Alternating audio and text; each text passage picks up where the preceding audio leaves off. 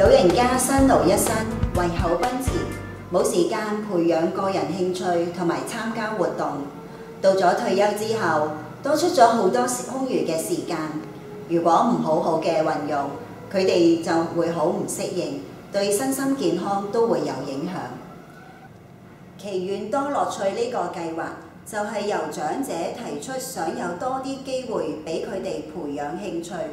為咗達成佢哋嘅願望，我哋會舉辦多元化嘅興趣班組，仲會結合興趣同埋義工服務，將歡樂同埋關懷帶俾住喺老人院嘅長者。另外，為咗提升長者參與嘅動機，我哋仲會舉辦以球會友大爭霸，裡面包括有草地滾球比賽、乒乓球比賽同埋羽毛球比賽。